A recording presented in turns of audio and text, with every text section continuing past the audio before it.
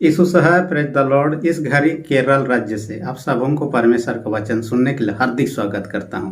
मैं उनको विशेष धन्यवाद देता हूं जो वीडियो देखते हैं, कमेंट करते हैं, लाइक्स करते हैं। आपके सबों का कमेंट सबको मैं पढ़ता हूं, हालांकि समय के अभाव के कारण से सबों का आंसर नहीं देता हूं, परंतु सबों को धन्यवाद। आप मेरे साथ जुड़े हुए मेरे यूट्यूब परिवार के हिस्सा हैं। मैं उस बहन को भी धन्यवाद देता जिन्होंने इस सप्ताह अपने सहयोग राशि भेजा। उनसे नाम लेने के लिए मैंने अनुमति नहीं ली, लेकिन इस कारण से उनका नाम नहीं ले रहा। लेकिन परमेश्वर आपको बहुत आशीष दे। आइए हम आज के वचन में आते हैं।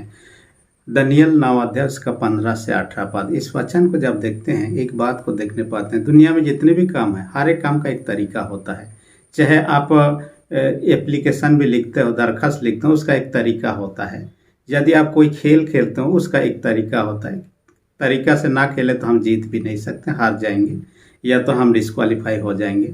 कोई ऑफिसर बनना चाहता है, वो ऐसे ही नहीं हो जाता है, उसका एक तरीका है। पढ़ना है, लिखना है, ट्रेनिंग करना है, उसके बाद में जो कुछ करना है एक तरीका के बाद में होता है। वैसे प्रार्थना का भी एक तरीका होता है। हालांकि प्रार्थना परमेश्वर का आत्मा के अगुवाई की तरह हम करते हैं, परंतु एक विद्वान का जो कथन है उसके अनुसार 4 बातें उसमें शामिल होना जरूरी है।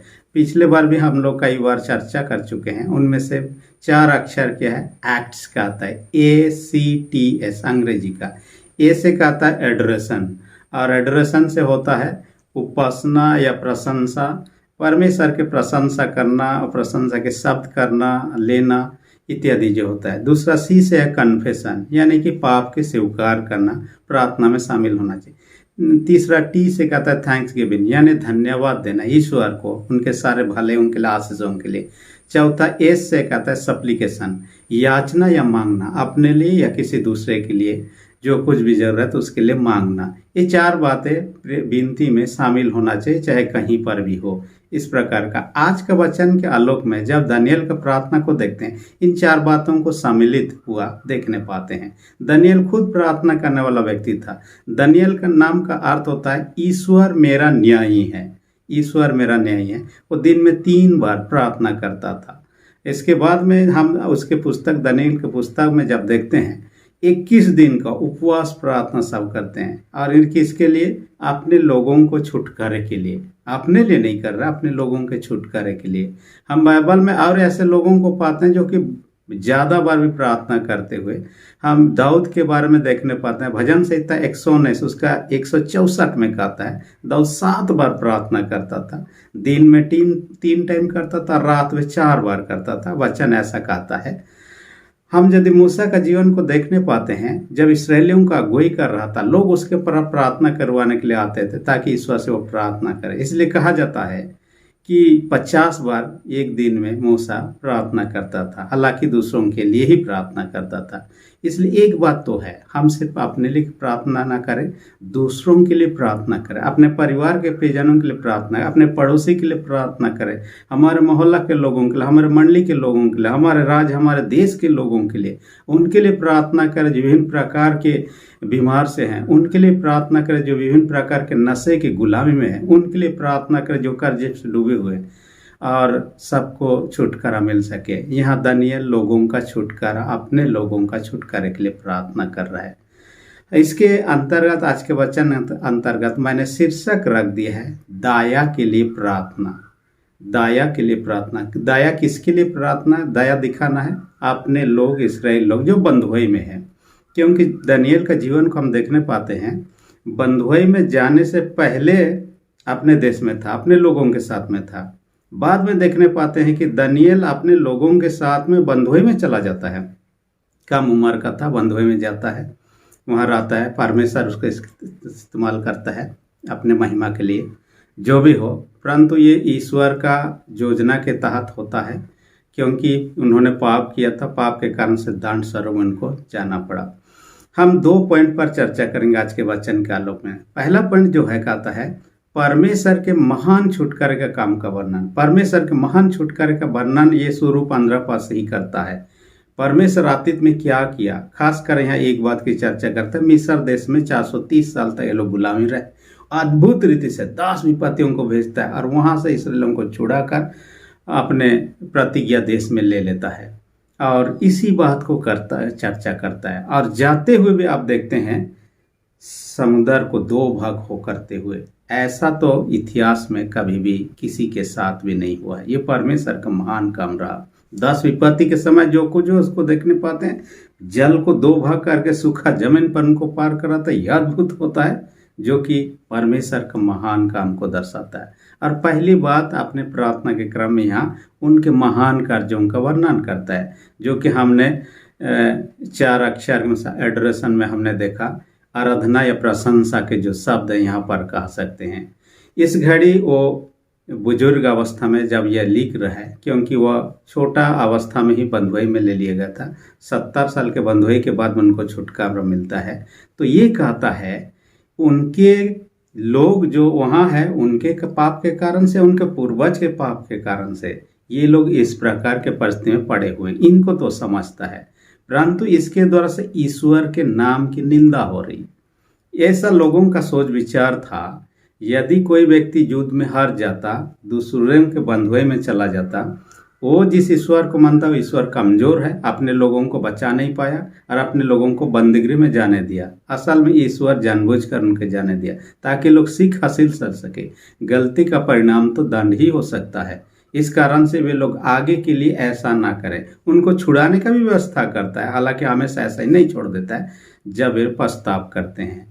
इस कारण से आप देखिएगा, ईश्वर कमजोर ईश्वर नहीं है, शक्तिमान ईश्वर है। बाइबल में हम साफ साफ पाते हैं।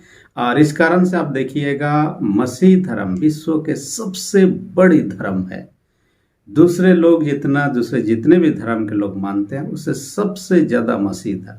आप देखेंगे 195 देश, लगभग 195 देश पूरे विश्व में है। उनमें से 157 देशों में मसीही लोग पाए जाते हैं। ऐसा एक देश है जहां पर सिर्फ मसीही लोग, एक भी व्यक्ति दूसरा लोग नहीं है। वेटिकन सिटी आप जानते हैं, छोटा सा देश है जो इटली देश के अंदर में ही है। वेटिकन सिटी, उसमें 825 लोग ही रहते हैं और सारे के सारे मसीही लोग हैं, जो कुछ भी हो। परंतु एक बात है, ईश्वर शक्तिमान है। अतीत में पुराना नियम, नए नियम में सिर्फ उन्होंने आश्चर्य काम, सामर्थ के काम नहीं किया। आज भी दिन प्रतिदिन के जीवन में कई सारे दासों के माध्यम से भी आप लोग आश्चर्य काम होते हुए देखने पा रहे हैं। मैंने अपने एक वीडियो में एक परमेश्वर के सेवक का गवाही को मैंने रिकॉर्ड करके डाला है। आप में से कई लोग देख चुके हैं। उसका नाम अनिष्का पॉल डंग, और इसका गवाही के बारे में आप देख भी सकते हैं। एक चर्चा जो है, ये इस परिवार से आते थे जिसके पिताजी एक पाहन का काम करते थे, पूजा धजा करते थे। और उसके बाद में ये बेटा जो है पाहन बन जाता है। हालांकि ये मसीह हो चुका था।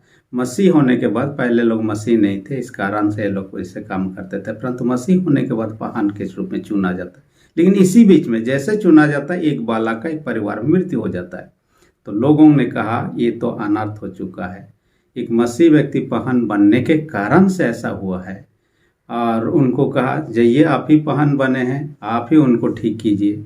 जब जाके देखते हैं उस परिवार में रोना धना चल रहा है, क्योंकि बेटा का मृत्यु के कारण से। सबों को बाहर निकल दिया परिवार के लोगों के अलावा, और उनके लिए प्रार्थना किया। बहुत ही परमेश्वर पर भरोसा करते प्रार्थना किया। कुछ देरी के बाद में अचानक उन्होंने हाथ पैर हिलाना शुरू किया, आँख खोला, उसके बाद में वो ठीक हो गया। परिवार के लोगों को सौंप दिया। जो मर चुका था वो जिंदा हो चुका था। लोगों को आश्चर्य रहा, अब भी वो पढ़ाई कर रहा है, लड़का जीवित है। परंतु जो कुछ भी है, परमेश्वर सर्वशक्तिमान ईश्वर है। इसलिए यूहन्ना 11:25 में कहता है, मर सकता है, यीशु ने कहा पुनरुत्थान और जीवन मैं हूँ, जो मुझ पर विश्वास करता है यदि मर भी जाए तो भी जिएगा। परमेश्वर सर्वशक्तिमान ईश्वर है। अपने दुख तकलीफ पीड़ाओं को उसके हाथ में रखते हैं, उसके सामने रखें। पहला पता 4:19 में ऐसा ही कहता है। और आप जानते हैं उसके लिए कोई भी काम असंभव नहीं है। मत्ती 19 उसका 26 में ऐसा कहता है। इसलिए आइए अपने समस्या मुसीबतों को उसके पास लाएं। दूसरा पॉइंट जिस पर हम चर्चा कर लें, दानियल नबी का प्रार्थना के बारे में हम चर्चा करेंगे। उसमें 2 बातों को यहाँ पर खासकर शामिल करेंगे। वो कैसे प्रार्थना किया था, प्रार्थना के बारे में यहाँ पहली बात यहाँ पर देखते हैं, अपने पापों के लिए पछताव करता है, जो कि हमारे प्रार्थना का सीरियल 4 अक्षर से है, कन्फेशन में आता है।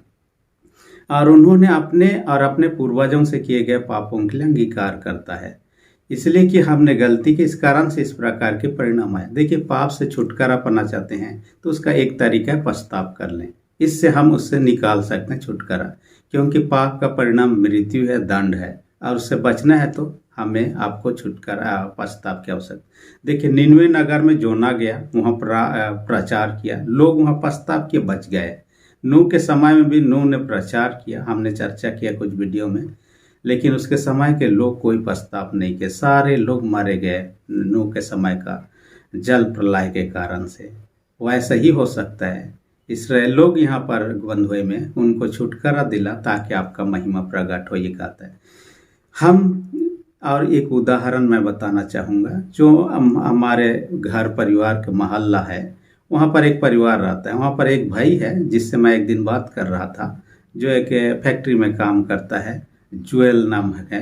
और उनको मैं पूछा कहाँ पर काम करते, उन्होंने बोला कि इस फैक्ट्री में काम करता था, परंतु मुझे निकाल दिया गया, इसलिए मैं दूसरा जगह काम कर रहा हूँ।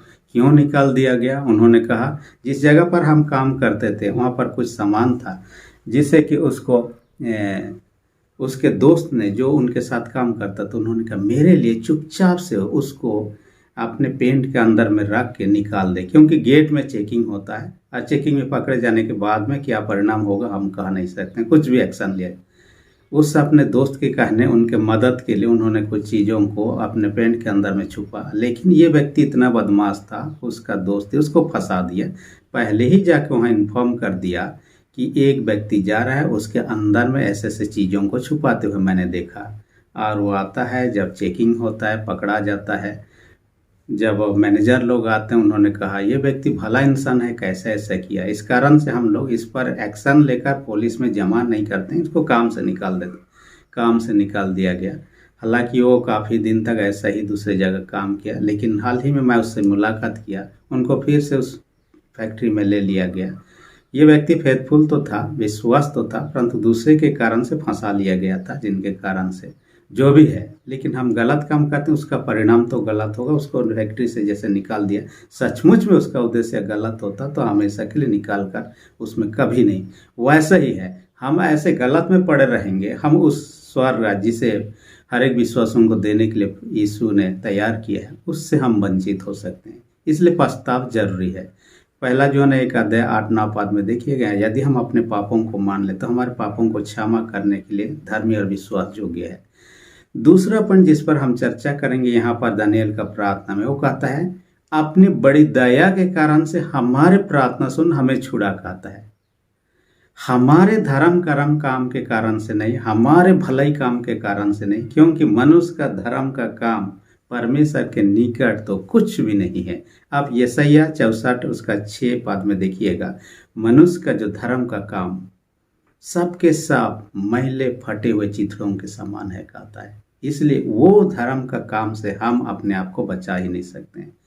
इसलिए यीशु मसीह इस दुनिया में आया आपको मुझे बचाने के लिए, क्योंकि अपने आप से हम बचा नहीं सकते। इसलिए दानियल यहाँ प्रार्थना करता है, अपनी बड़ी दया के कारण, अपने अनुग्रह के कारण से आप हमें छुड़ाइए और इससे निकाल लीजिए। और ये तो उनका ये था, अपने आप को हम बचा नहीं सकते, छुड़ा नहीं सकते। परमेश्वर उनको छुड़ाता भी है, उनके प्रार्थना को उत्तर भी होता है, छुड़ाता भी है। अपने देश को लौटते हैं, नगर को बनाते हैं, घरों को बनाते हैं, जो मंदिर ध्वंस कर दिया था उसको भी बनाते हैं, सब कुछ किया जाता है। आज भी चाहिए आप और हम भी किसी भी लोगों के लिए ऐसे प्रार्थना, ना सिर्फ अपने लिए, दूसरों के लिए, जैसे मैंने कहा, क्योंकि हम अपने आप से अपने को छुड़ा नहीं सकते हैं। मैं एक गवाही को मैं सुन रहा था, और ये था पेरू देश की एक लड़की के बारे में, जो कि बहुत पुराना है। और ये जूलियन क्वेपके नाम की एक लड़की, जो 17 साल की उम्र की थी। ये अपने माता पिता के इकलौती बेटी थी, और दोनों माता पिता वैज्ञानिक थे, जीव विज्ञानी थे। इस कारण से उनके राह पर वो चल रही थी, वो भी बाद के दिनों में वैज्ञानिक बनेगी। ये 24 दिसंबर का समय था 1971, और नेक्स्ट डे माने दूसरे दिन ही क्रिसमस था। और क्रिसमस ये लोग साथ में मनाए, क्योंकि उनके पिताजी रिसर्च काम के कारण से अलग जगह रहता था, उनके माताजी के साथ में उनको फ्लाइट में जाना था। फ्लाइट में चढ़ गए, लेकिन अचानक से जब फ्लाइट में थे, एरोप्लेन के ऊपर में बिजली आ गिरता है। जैसे कि आजकल यहाँ पेड़ों पर बिजली गिरता है, एरोप्लेन पर गिरता है, जल जाता है, तहस नहस हो जाता है। लोग वहीं पर, कई लोग जल के मर जाते हैं, कई लोग इतना ऊपर 10,000 फीट के ऊपर में से नीचे गिरते गिरते रास्ते में मर जाते हैं। कुछ लोग नीचे गिरने के बाद में, टपकने के बाद में तुरंत मर गए, कुछ लोग थोड़ा देर छटपटाए या एक आध दिन उसके बाद मर गए। अमेजन के जंगल में गिर जाता है। लेकिन ये लड़की जो है जूलियन, जिसमें सीट बेल्ट के साथ बंधी हुई, तो वैसा ही गिरी जैसे गिर रही थी। उसको कुछ दूर तक तो उसको अनुभव हुआ कैसा महसूस कर रही है, डर गई थी, लेकिन उसके बाद में वो बेहोश हो जाती है। जैसे गिरता है, उसका जो चेयर था कुर्सी के साथ में गिरती है, एक पेड़ की डाली होते हुए गिरती है। इस कारण से पूरा जमीन में एक ही बार नहीं गिरने के कारण से वो बच जाती है, परंतु वो गिरने के साथ वो बेहोश हो चुकी थी और 10 घंटा तक बेहोश पड़ी रही। 10 घंटा के बाद में उसे होश आया। उन्होंने कहा, और लोग कहाँ हैं, देखा कि सब कोई मारे पड़े हैं, इधर उधर बिखरे हैं, कई दूर दूर तक में उसके लाश हैं। परमेश्वर ने उसे बचा लिया। इसका मतलब परमेश्वर उसे यहाँ से, जंगल से बाहर निकला। ऊपर से तो किसी तरह बच चुके, जंगल से बाहर निकलना इतना आसान नहीं था। परमेश्वर ही मुझे यहाँ से बाहर निकाल सकता है, ये सोचकर उनमें जीने की हिम्मत आई।